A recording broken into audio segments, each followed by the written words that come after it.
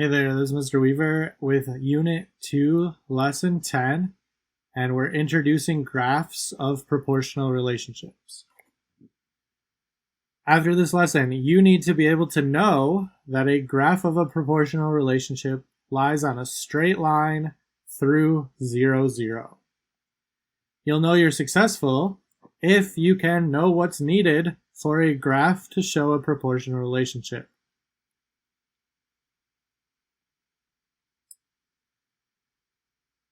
So here's our first introduction to proportional relationships as graphs. We've looked at proportional relationships as tables.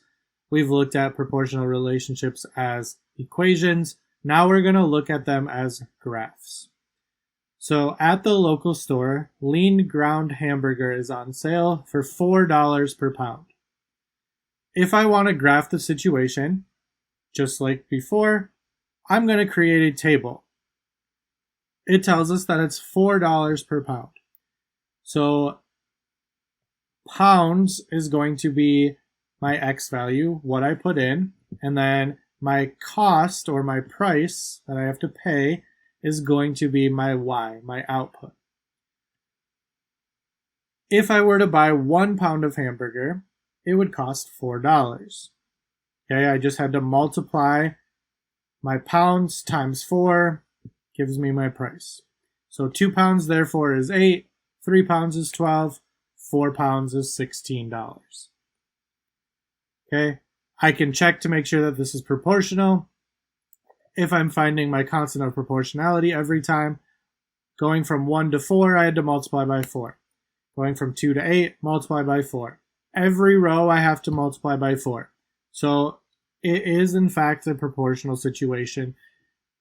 And I know that it's proportional because the constant of proportionality is the same in every row. And we've learned that in previous lessons. But what does the graph look like?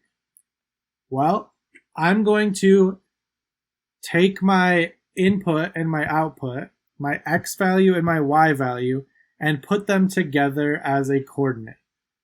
So in a coordinate, the first value is X, the second value is Y.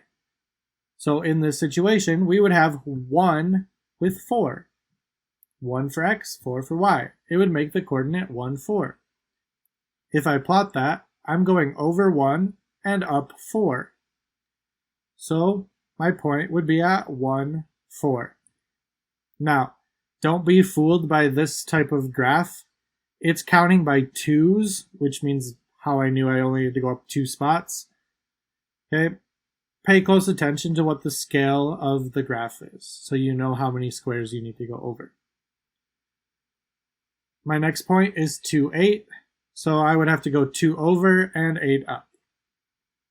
Next point, 3, 12, so over 3, up 12. And last, 4, 16, over 4, up 16. Looking at the dots that we just plotted, they seem to be following the same pattern each time. If we were to continue this pattern, we could see that 5 would go with 20, and 6 would go with 24, and 7 would go with 28. What ends up happening, they all fall on a straight line.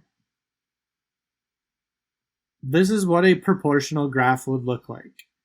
All of the dots, okay, all the coordinates that were formed by our proportional relationship fall in such a way that they make a straight line.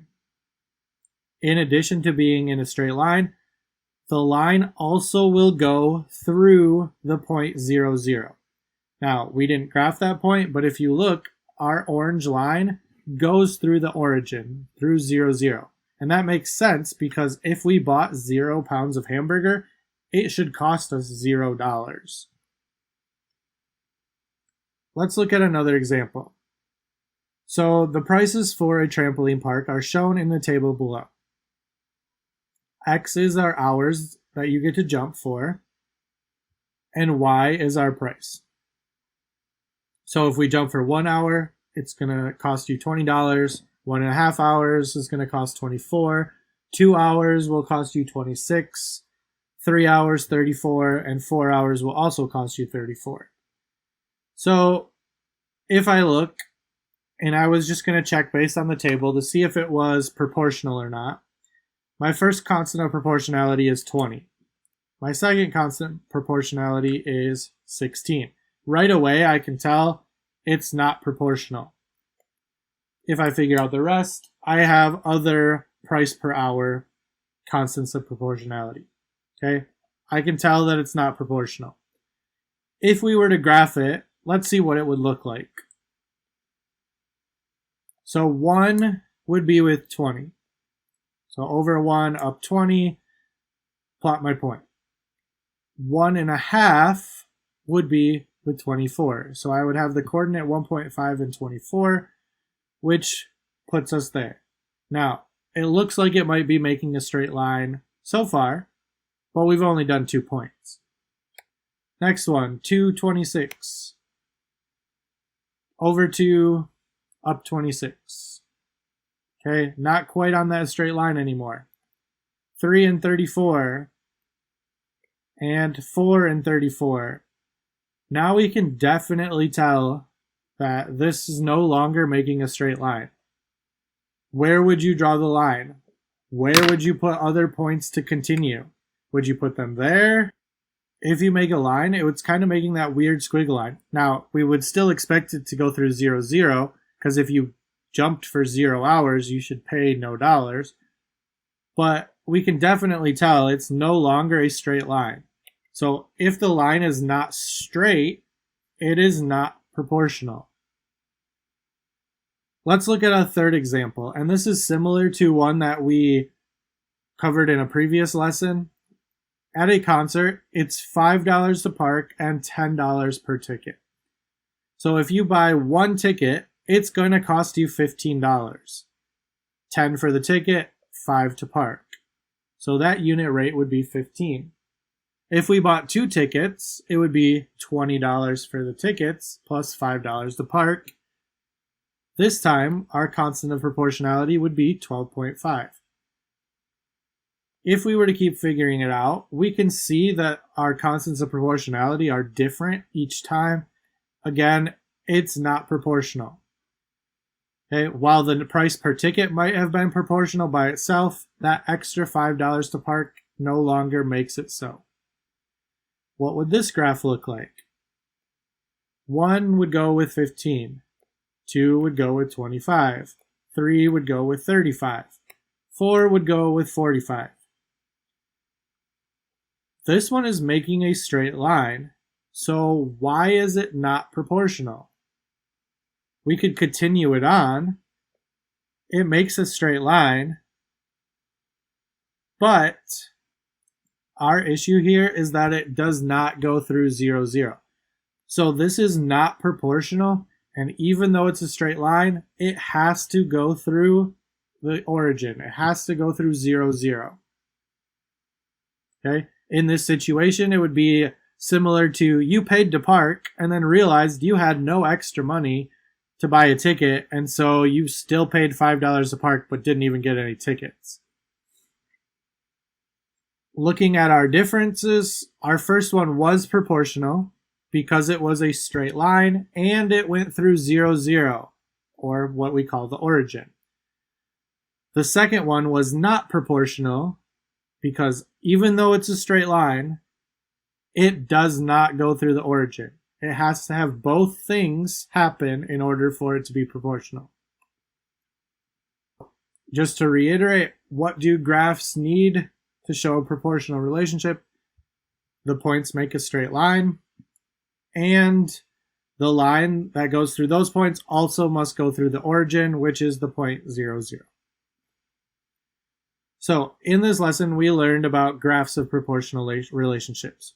So here's another example with blueberries costing $6 per pound. No matter how many pounds we buy of blueberries, it's going to cost $6 times how many ever pounds we buy. And we didn't really talk about the situations here, but sometimes it would make sense to connect the points and sometimes it wouldn't. Okay, for example, you could buy 4.5 pounds of blueberries. Okay, you could buy 1.875 pounds of blueberries and everything between. So our line makes sense because we can have as many points between as we need. Other situations, you might just want to put the points, but they're still going to make a straight line.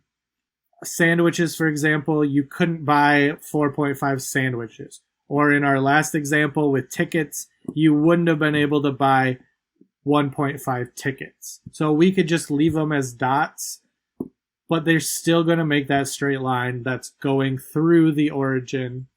Here are a couple examples, again, that do not represent proportional relationships, just as a reference.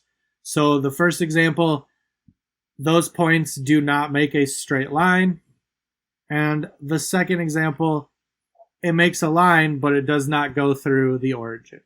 Again, both things have to happen for it to be a proportional relationship. So after this lesson, do you know how to know and tell what's needed for a graph to show a proportional relationship? So what were those two things? If you're not sure, go back and look at the examples of what is proportional and what is not, and pause and rewatch and deepen your understanding to solidify this concept. And that's the end of lesson 10 on introducing proportional relationships as graphs.